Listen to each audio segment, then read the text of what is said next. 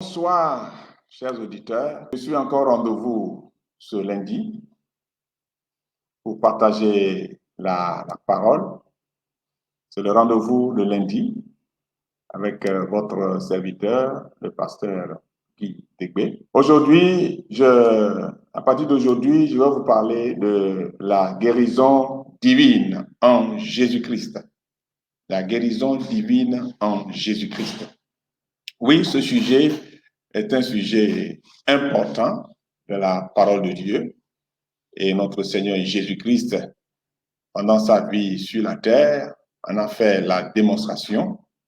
Et nous qui croyons en lui, nous ses serviteurs, nous avons aussi le devoir d'enseigner sur la guérison divine et d'opérer dans la guérison divine pour le bien de l'homme sur la terre.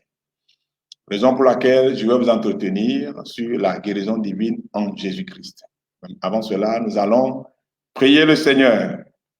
Éternel notre Dieu, nous voulons te bénir encore, nous voulons te louer et t'exalter en ce moment dans le nom puissant de Jésus-Christ de Nazareth.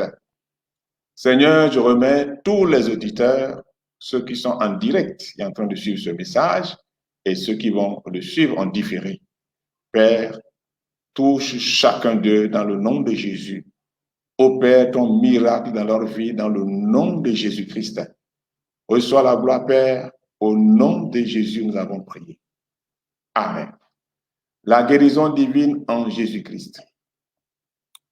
Parler de la guérison divine, c'est aussi parler des maladies qui assaillent les hommes sur la terre. Je veux d'abord louer le Seigneur, rendre grâce à Dieu pour la vie de toutes les personnes qui sont dans la recherche, dans le domaine de la médecine, pour apporter la solution aux maladies dans ce monde. Je rends grâce à Dieu pour l'intelligence qu'il donne aux humains sur la terre. La sagesse qui fait avancer les recherches sur les maladies, comme on vient de le voir encore pour le COVID-19, et en un temps record, les chercheurs, les scientifiques ont commencé par proposer des vaccins pour mettre fin à cette pandémie dans le monde. Mais bien aimés, permettez-moi de vous dire aussi que nous devons aussi bien comprendre la source des maladies dans ce monde. Nous sommes arrivés dans un monde où sévit déjà des maladies. Dans un monde où les gens ont déjà une conception de la maladie. Et on vient dans ce monde et c'est ce que nous enseigne. D'abord, la nature nous enseigne. Quand on va à l'école, on nous enseigne sur l'origine de la maladie et comment guérir la maladie, etc. Au point où notre pensée est formatée d'une manière qui, au fait, n'est pas en adéquation avec la parole de Dieu. Oui, si nous n'avons pas une pensée en adéquation avec la parole de Dieu, alors là, nous allons croire que la maladie, ou bien les maladies dans ce monde, c'est une fatalité. La maladie doit venir, on doit mourir de la maladie, etc. Permettez-moi de vous dire que selon la parole de Dieu, ce n'est pas exactement comme ça. Et nous devons nous plonger dans la parole de Dieu pour avoir une bonne compréhension des maladies et aussi de la guérison des maladies selon la parole de Dieu. Alors, comment est venue la maladie dans ce monde? Genèse 2, verset 16 dit, « L'Éternel Dieu donna cet ordre à l'homme, tu pourras manger de tous les arbres du jardin, mais tu ne mangeras pas de l'arbre de la connaissance du bien et du mal, car le jour où tu en mangeras, tu mourras. » C'est ce qui est écrit dans la parole. Le jour où tu en mangeras, tu mourras. Et Genèse, chapitre 3, verset 6, la femme vit que l'arbre était bon à manger et agréable à la vue, et qu'il était précieux pour ouvrir l'intelligence. Elle prit de son fruit et en mangea.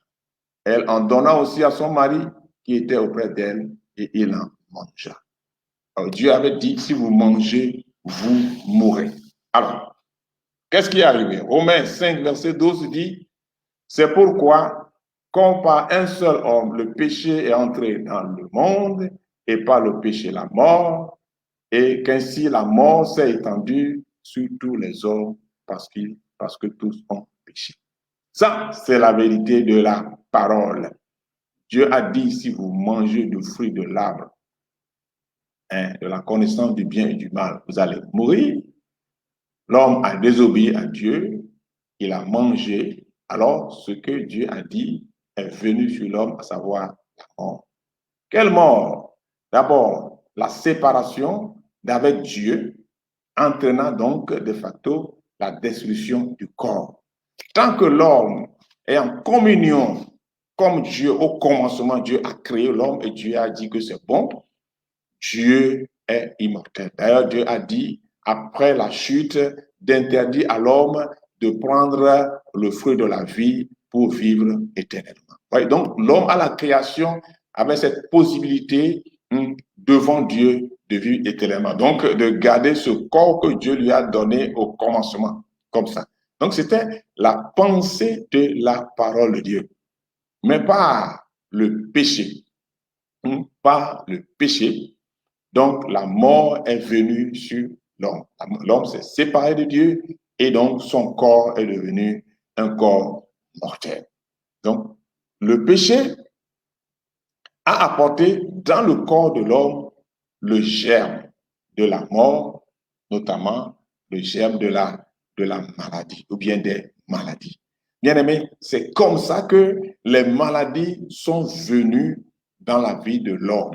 Le germe de la maladie est introduit dans le corps de l'homme. C'est par le péché.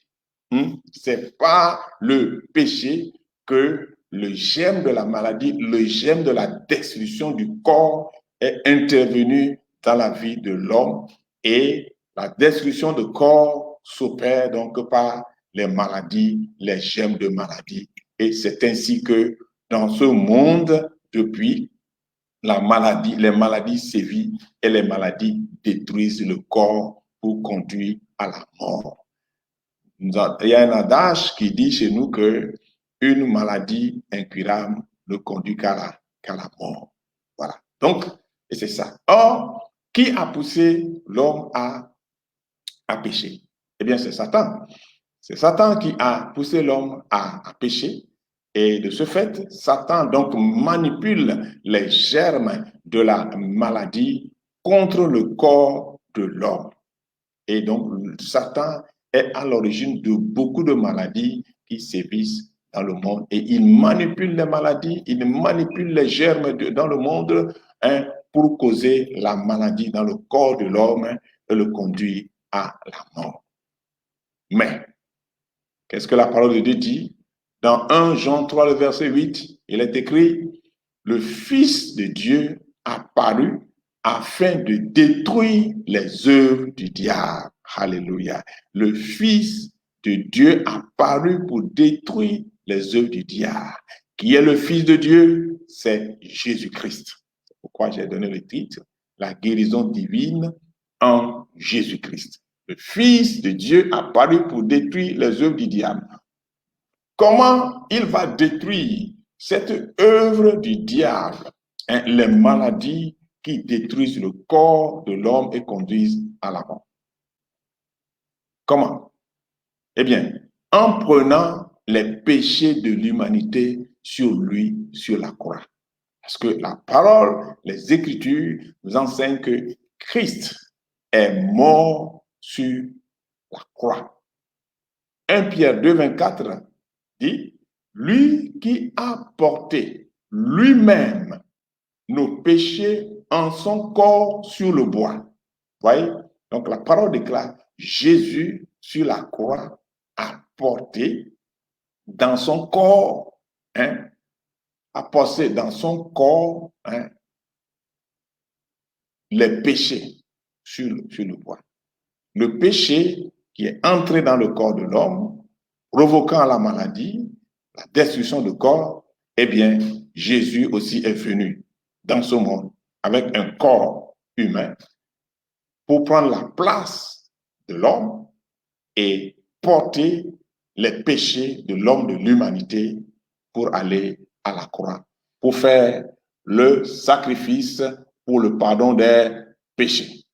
Romains 6, 10, car il est mort, et c'est pour le péché qu'il est mort, une fois pour toutes. Il est revenu à la vie, et c'est pour Dieu qu'il vit. Oui, c'est pour Dieu qu'il vit. Je vais faire une petite parenthèse ici. Quand Jésus était sur la croix, il portait les péchés de l'humanité. Ce qui a fait que il y a eu séparation entre lui et Dieu. Parce que s'il n'y avait pas séparation entre Jésus et Dieu, Jésus n'allait pas mourir. Ouais, Jésus n'allait pas mourir. Comme l'homme, à l'origine, si l'homme n'avait pas péché, il n'y aurait pas eu séparation entre l'homme et Dieu, et la mort physique ne serait pas intervenue dans la vie de l'homme. Eh bien, Jésus a subi ça à la place de l'homme sur la croix. Car il est mort, et c'est pour le péché qu'il est mort une fois pour toutes. Il est revenu à la vie, et c'est pour Dieu qu'il vit. Mais comme les maladies ont pour origine le péché, eh bien, quand Christ portait les péchés sur lui, eh bien, il a porté également les conséquences du péché, qui sont les maladies, dans son corps. Matthieu 8, 17 dit, afin que s'accomplisse ce qui avait été annoncé par Ésaïe, et bien sûr, Ésaïe, le chapitre 53, il a pris nos infirmités. Il a pris nos infirmités. Il s'est chargé de nos maladies. Il a pris nos infirmités. Il s'est chargé de nos maladies. Jésus-Christ sur la croix, donc, a pris le péché de l'humanité dans son corps et en même temps les conséquences du péché, donc la maladie dans son corps, pour nous délivrer et du péché et des conséquences du péché qui sont les maladies qui sévissent dans le monde. Vous voyez, c'est ça la vérité de la parole. Malheureusement, vous voyez, ce que ce monde corrompu nous enseigne à aliéner nos pensées au point où nous ne voyons plus comme Dieu voit. Voilà. Notre manière de voir, de réfléchir, de comprendre les choses est très éloignée de la connaissance que Dieu nous communique par sa parole.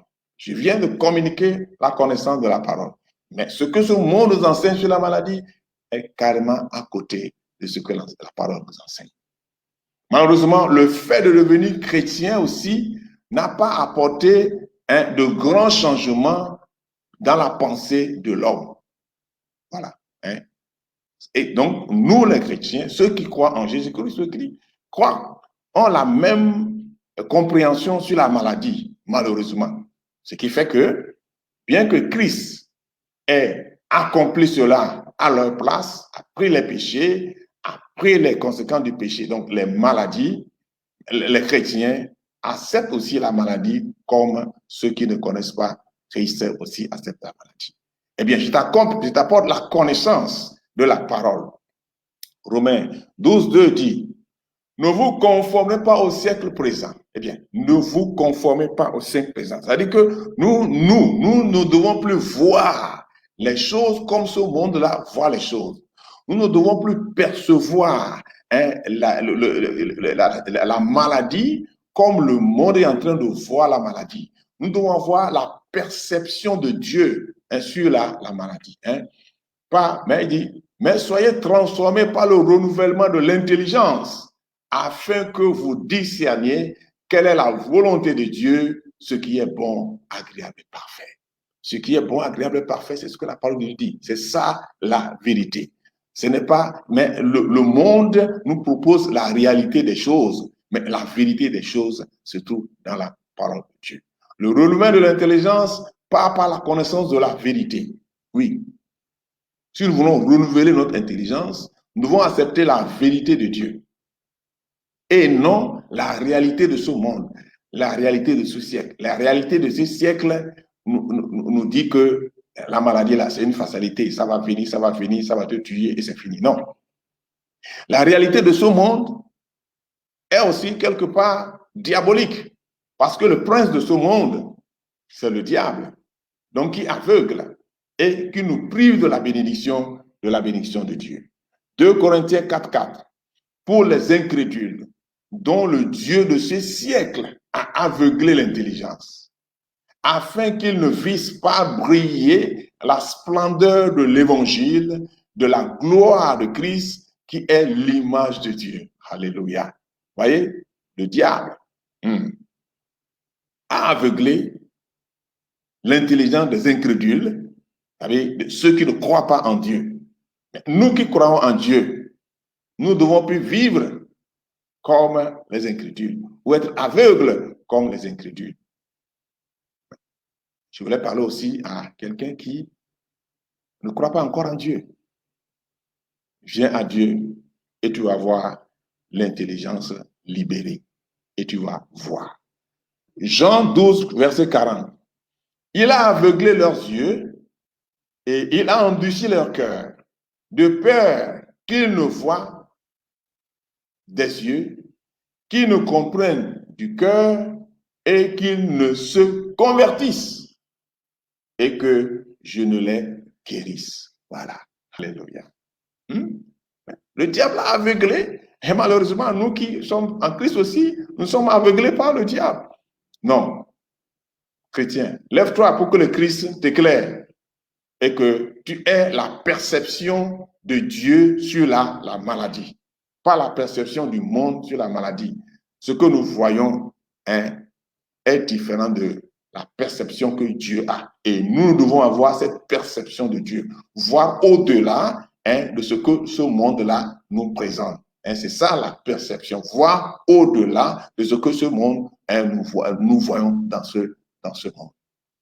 Bien-aimés, donc si c'est ainsi, qu'est-ce qu'il faut faire?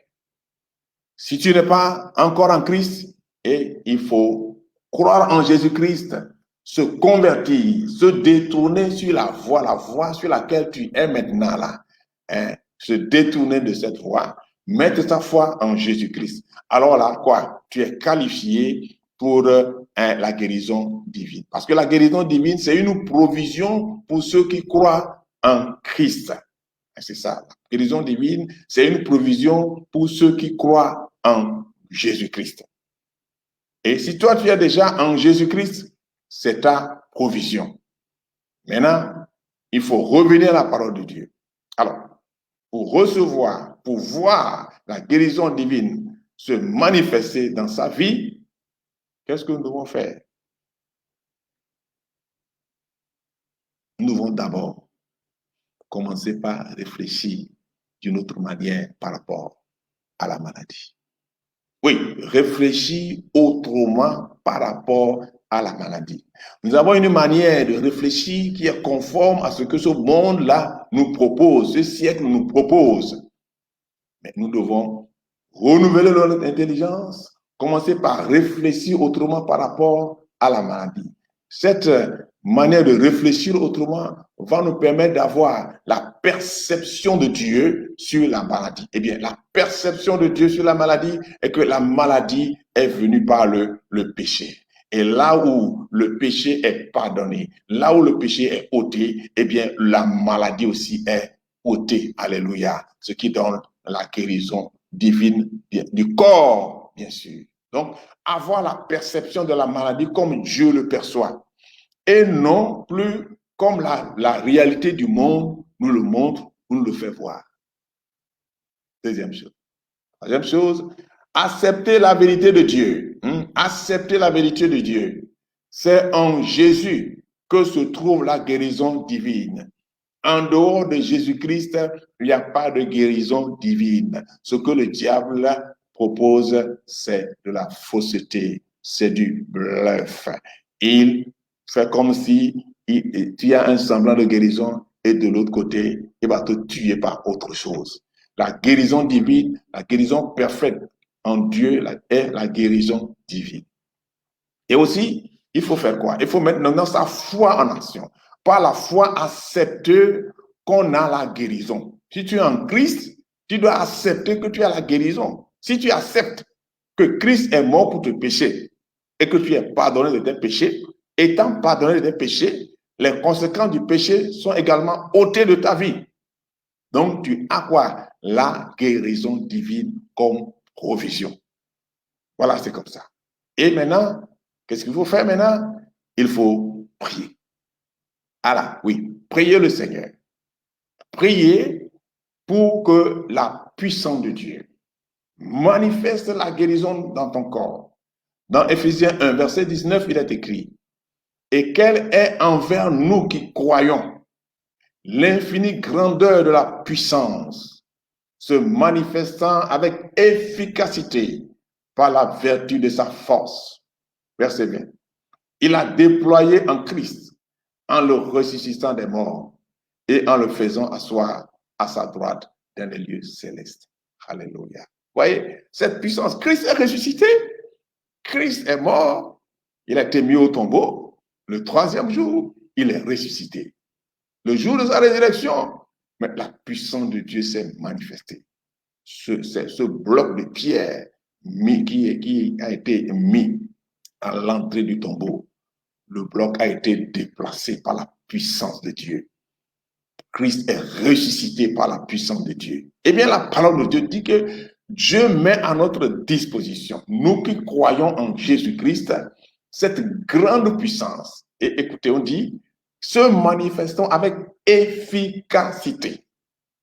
Efficacité. Donc, ça veut dire que quand la puissance de Dieu se manifeste sur ton corps, la guérison est totale et parfaite. Parce que la puissance se manifeste avec efficacité par la vertu de la force de Dieu. Alléluia. Donc, mais tout dépend maintenant de ta foi.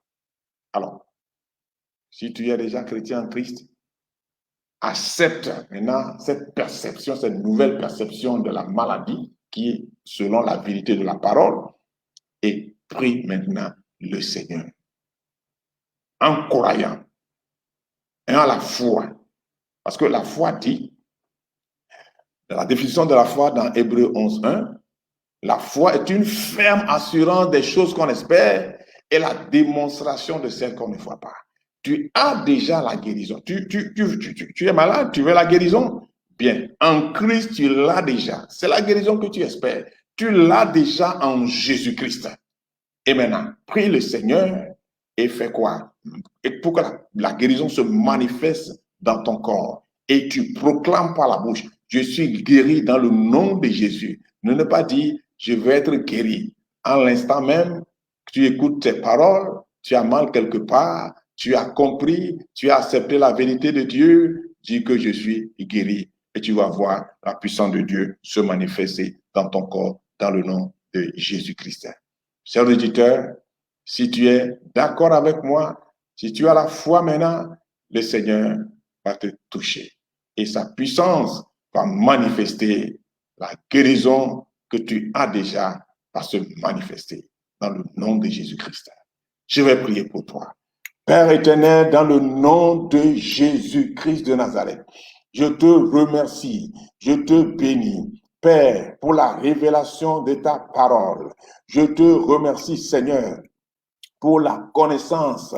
Je te remercie, Seigneur, pour l'intelligence renouvelée. Dans le nom de Jésus-Christ, je te remercie, Seigneur, pour cet auditeur qui est à l'écoute maintenant. Je te remercie, Seigneur, pour cet auditeur qui est en train de suivre cette vidéo maintenant. Dans le nom de Jésus-Christ de Nazareth, quelle que soit la maladie qui est dans son corps, je crois et je le déclare, que Christ sur la croix a déjà pris cette maladie dans son corps. Il s'est chargé de nos douleurs. Il s'est chargé de cette infirmité. Il s'est chargé déjà de cette maladie. Et au nom de Jésus-Christ, au nom de Jésus-Christ, je prie maintenant que la puissance de Dieu, cette puissance, cette grande puissance qui est efficace, qui est illimitée, que cette puissance maintenant descende sur toi dans le nom de Jésus-Christ. Que cette puissance descende sur toi maintenant dans le nom de Jésus. Que cette puissance traverse ton corps de la tête aux pieds maintenant dans le nom de Jésus-Christ. Que cette puissance se répande dans tout ton corps dans le nom de Jésus-Christ. Que cette puissance atteigne tes organes vitaux maintenant dans le nom de Jésus-Christ de Nazareth. Et que cette puissance manifeste la guérison que Christ a déjà obtenue sur la croix il y a plus de 2000 ans, que cette guérison se manifeste dans ton corps maintenant, dans le nom de Jésus-Christ de Nazareth. Dans le nom de Jésus-Christ, que la guérison se manifeste.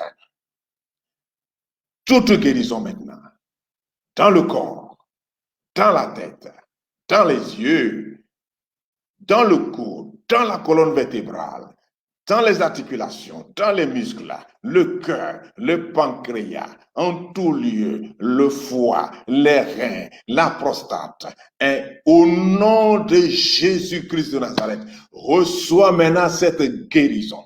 Dans le nom puissant de Jésus-Christ, reçois la touche puissante de l'Éternel, dans le nom de Jésus-Christ. Reçois la touche puissante de Dieu maintenant, dans le nom de Jésus-Christ de Nazareth.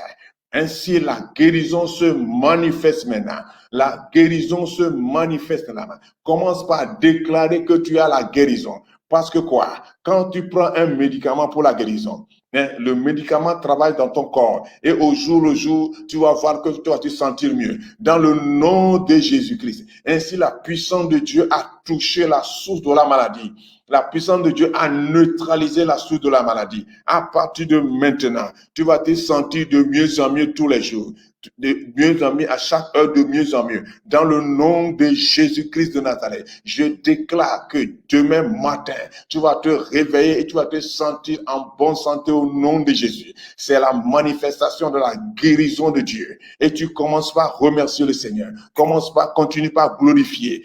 Glorifier le Seigneur. Glorifie le Seigneur maintenant. Bénis le Seigneur maintenant. Élève ta main et dis, Seigneur, je te loue car tu m'as guéri. Je te bénis car tu m'as guéri. Je te bénis car ma santé est restaurée. Dans le nom puissant de Jésus-Christ de Nazareth. Père éternel, je te bénis, je te rends grâce. Au nom de Jésus-Christ, nous avons prié. Amen, amen. Alléluia. Vous êtes bénis. Je rappelle, vous avez suivi votre serviteur, le pasteur Guy Tébé, dans son émission Réfléchir autrement. Et nous allons réfléchir autrement par rapport à ce monde, ce que nous voyons dans ce monde.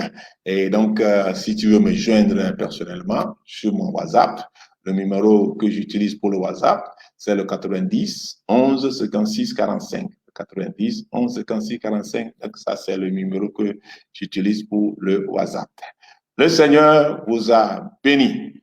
Si Dieu le veut, le lundi à 17h, nous allons nous retrouver encore pour notre rendez-vous de lundi.